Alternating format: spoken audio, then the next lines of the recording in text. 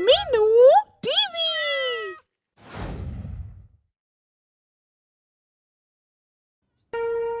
आप सुन रहे हैं कहानी राम सेतु। राम कैसे पहुंचे लंका। असुर सम्राट लंकापति रावण छल से माता सीता का हरण कर ले जाता है, तो राम को उस पर बहुत क्रोध आता है और वे अपनी वानर सेना के साथ लंका पर चढ़ाई करने की तैयारी करते हैं। मैं दशरथ पुत्र राम उस असुर रावण और उसकी समस्त राक्षसी सत्ता की ईंट से ईंट बजा दूंगा। सीता का हरण कर रावण ने अपने विनाश को निमंत्रण दिया है।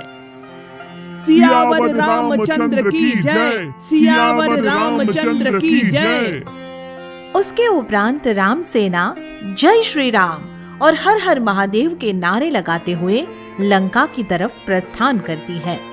राम सहित सुग्रीव, अंगद, जामवंत, हनुमान, नल, नील और लक्ष्मण जैसे योद्धा सेना का नेतृत्व कर रहे हैं।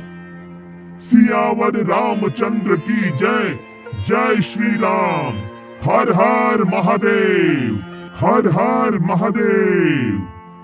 इस तरह लंका की तरफ कूच करते हुए राम सेना समुद्र किनारे आ पहुंचती है। सुग्रीव, समुद्र पार जाने की कोई युक्ति सोचो। प्रभु, रावण के अनुज विभीषण हमारे साथ है, वो हमें इस बारे में बेहतर सुझाव दे सकते हैं। भ्राता राम, आपके पास तो समुद्र को सुखाने का बल है, आप समुद्र को सुखा क्यों नहीं देते? लक्ष्मण, जहां प्रेम से काम बन जाए वहां बल का प्रयोग उचित नहीं होता। सबसे विचार विमर्श करने के उपरांत राम 3 दिनों तक व्रत रख समुद्र की उपासना करते हैं और फिर समुद्र से रास्ता देने का निवेदन करते हैं। हे समुद्र देव, मैं दशरथ नंदन राम आपसे विनती करता हूँ कि हमारी सेना को लंका जाने के लिए रास्ता प्रदान करें। राम बार बार निवेदन करते हैं, मगर समुद्र खामोशी से हिलोरे खाता रहता है और राम को कोई रास्ता नहीं देता है। इतना निवेदन करने के बाद भी समुद्र हमें मार्ग देने को तैयार नहीं। लक्ष्मण, हम तो आपसे पहले ही कह रहे थे भ्राता कि समुद्र को सुखा दिया जाए। अब क्या करेंगे प्रभु? प्रभु, समुद्र देव ये अच्छा नहीं कर रहे। अब तो समुद्र को सुखाना ही पड़ेगा। यह कहकर राम क्रोध में तमतमाते हुए लक्ष्मण से कहते हैं, लक्ष्मण, समुद्र विनय की भाषा नहीं समझता। अब तो इसे हमारे कोप को सहना ही पड़ेगा। हमारा ब्रह्मास्त्र दो, इस एक अमोघ बाण से समुद्र पाताल तक सूख जाएगा। फिर राम क्रोध में भर के जैसे ही अमोघ बाण छोड़ने को तत्पर होते हैं तो समुद्र देव थर्रा जाते हैं और अविलंब प्रकट होकर राम के चरणों में गिर जाते हैं। क्षमा प्रभु, क्षमा।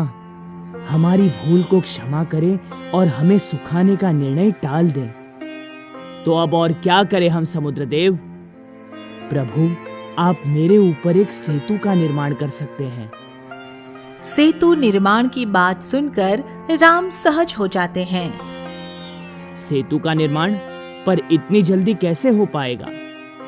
हो पाएगा प्रभु, जरूर हो पाएगा। आपकी सेना में नल और नील ये काम आसानी से कर सकते हैं। ये दोनों भाई शिल्प कला में बहुत निपुण हैं। क्या नल और नील सेतु बांध सकते हैं समुद्रदेव? बखूबी बांध सकते हैं प्रभु। इन्हें एक ऋषि से श्राप मिला है कि ये जो भी चीज समुद्र में डालेंगे वो कभी नहीं डूबेगी। इसीलिए प्रभु, ये जो पत्थर समुद्र में फेंकेंगे वो तैरने लगेगा। सेतु का सारा भार मैं खुद पर संभाल लूंगा। ठीक है समुद्रदेव, हम सेतु बांधने के लिए तैयार हैं।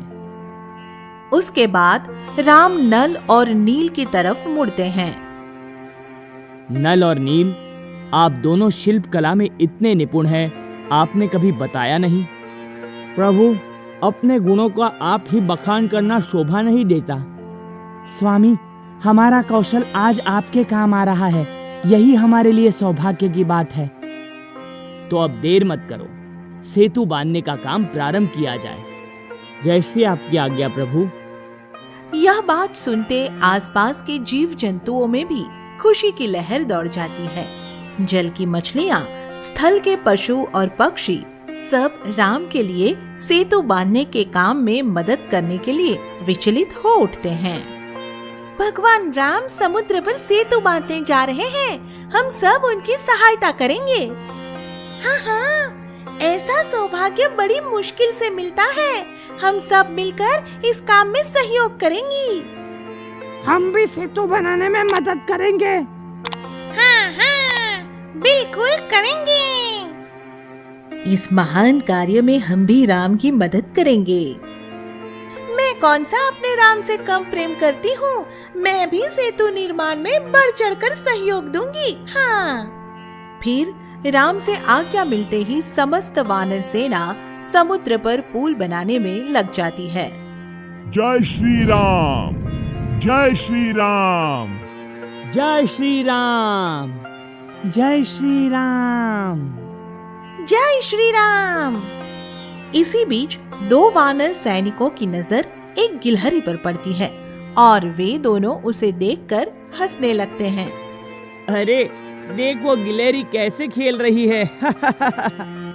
रेत में लेटकर आती है और बालों पर चिपके रेत को सेतु पर झाड़कर चली जाती है। ये सोचती है कि रेत के ये कण पुल बनाने में योग दे रहे हैं।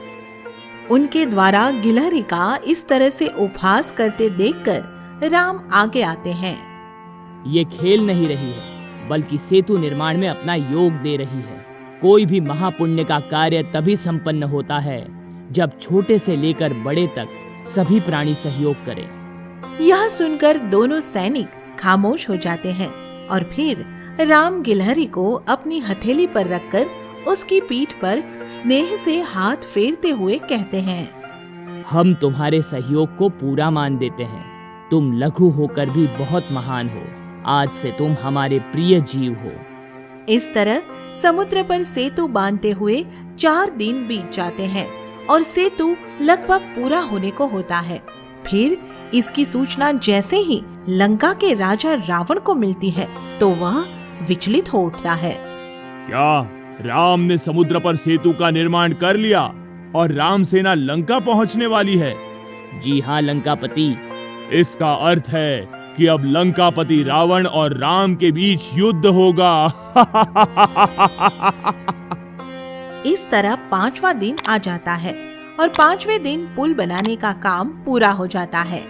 इस काम के पूरा होते ही राम की समस्त वानर सेना खुशी से उछलने कूदने लगती है। अब तो पहुंच के लंका रावण की बैंड बजाएंगे। जय श्री राम की होगी, माता सीता को वापस लाएंगे। फिर लंका की तरफ बढ़ने से पहले राम समुद्र के किनारे एक शिवलिंग की स्थापना करके उसकी उपासना करते हैं। इस उपासना के बाद राम अपनी सेना को लंका पर चढ़ाई करने का आदेश देते हैं और उनकी सेना समुद्र सेतु पर से गुजरती हुई लंका की तरफ बढ़ जाती है।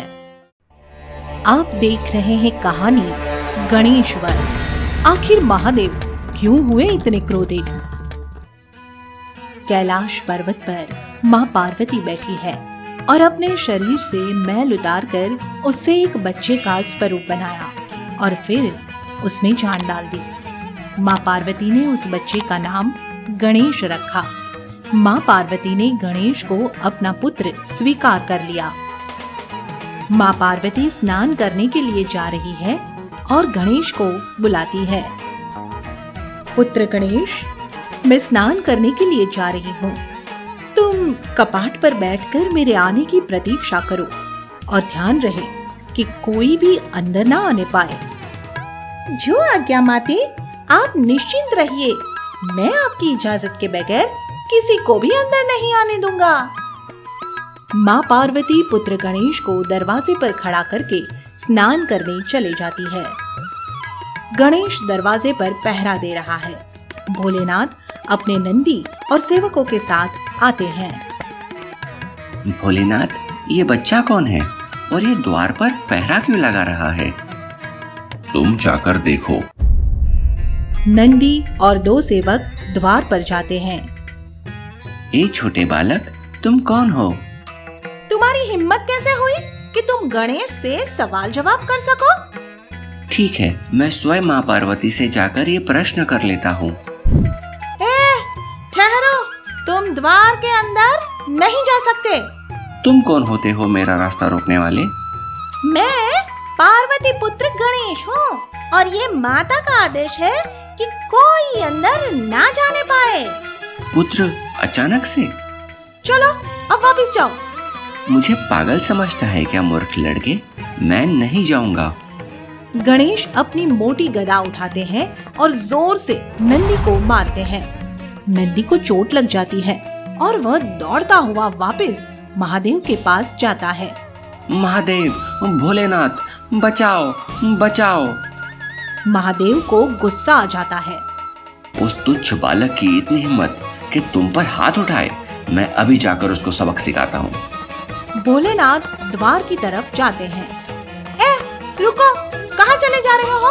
आपको दिखता नहीं कि द्वार पर पहरेदार खड़ा है?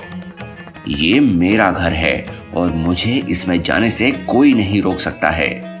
जो भी हो, लेकिन आपको मुझसे इजाजत लेनी ही होगी, अन्यथा आप अंदर नहीं जा सकते हो। तुम इतने धूर्त कैसे हो सकते हो?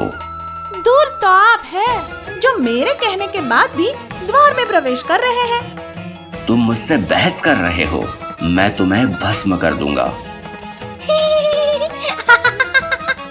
मैं पार्वती पुत्र गणेश हूँ और मेरा कोई कुछ नहीं बिगाड़ सकता। बालक, द्वार से हट जाओ। मेरी माता का आदेश है कि जब तक वो स्नान करके बाहर ना आ जाए तब तक मैं किसी को भी अंदर न जाने दूं। बालक, सामने से हट जाओ। मैं अपने प्राण त्याग सकता हूँ, लेकिन माँ का आदेश मेरे लिए पत्थर की लकीर है। तुम कौन हो बालक? मैं पार्वती पुत्र गणेश हूँ। भोलेनाथ अपनी आंखें बंद करके देखते हैं। तुम इतने हट्टी हो और हट करना ठीक नहीं है। मैं आपसे अब भी कह रहा हूँ कि वापस लौट जाओ, वरना बहुत पछताओगे। तेरी इतनी हिम्मत? भोलेनाथ अपना त्रिशूल निकाल लेते हैं। गणेश भी अपनी गदा उठा लेता है और दोनों के बीच घमासान युद्ध शुरू हो जाता है। गणेश का वार भोलेनाथ पर भारी पड़ता है और गणेश अहंकार में हंसने लगता है। एक बालक से भी हार रहे हो। महादेव दोबारा गणेश पर वार करते हैं, लेकिन गणेश इस बार भी भोलेनाथ पर भारी पड़ता है। गणेश और महादेव के युद्ध से पूरा ब्रह्मांड कांप जाता है और सभी देवता महादेव के पास पहुंच जाते हैं। बालक, तुम भोलेनाथ से युद्ध कर रहे हो, ये उचित नहीं है। आप कौन हो और यहाँ क्यों आए हो? तुम भोलेनाथ से क्षमा मांग लो। गलती भी भोलेनाथ की और क्षमा भी मैं मांगू? ये कदापि नहीं होगा। भोलेनाथ, तुम ही इसको माफ कर दो। बच्चा है, हट्टी है। आप नहीं जानते कि इस बालक ने हमारा कितना अपमान किया है। मैं इसे नहीं छोड़ूंगा। मैं इसे अवश्य दंड दूंगा। मेरा सामना तो कर नहीं सकते भोलेनाथ और बात करते हैं मुझे दंडित करने की। मैं दोनों से विनती करता हूँ कि युद्ध को यही रोक दे। मैं युद्ध को नहीं रोकूंगा। मैं भी इसे इसके किए की सजा देकर रहूंगा। गणेश और भोलेनाथ युद्ध करने लगते हैं। मैं बोल रहा हूँ, तुम दोनों रुक जाओ और बालक, तुम भोलेनाथ से माफी मांग लो। गणेश ब्रह्मा को भी गदा मार देते हैं। यह देखकर भोलेनाथ और बाकी सभी देवताओं के होश उड़ जाते हैं। महादेव के चेहरे से क्रोध अलग ही झलकने लगता है। महादेव क्रोध में आ जाते हैं। दुष्ट बालक, मैं अब तक तो तुझे माफ भी कर सकता था, लेकिन अब तुझे जीवित नहीं छोड़ूंगा। बालक, तुम ऐसा करके हमारे गुस्से को बढ़ा रहे हो। गुस्सा बढ़ाकर भी आप क्या ही कर सकते हो? एक छोटे बच्चे से अपने मुंह की खा रहे हो। इतना सुनकर भोलेनाथ क्रोध से भर उठते हैं और अपना त्रिशूल गणेश पर फेंक कर मारते हैं। गणेश भी अपनी गदा भोलेनाथ के ऊपर फेंकता है, लेकिन त्रिशूल गदा को नष्ट कर देता है और गणेश की गर्दन में जा लगता है। गणेश के मुख से निकलता है। माँ! पूरे ब्रह्मांड में एक शोर छा जाता है और गणेश की गर्दन दूर जाकर गिरती है। इससे एक भूचाल आ जाता है। सभी देवता एक अनहोनी के भय में डूब जाते हैं। गणेश की आवाज सुनकर पार्वती दौड़कर बाहर आती है। गणेश, पुत्र गणेश, गणेश, कहाँ हो तुम?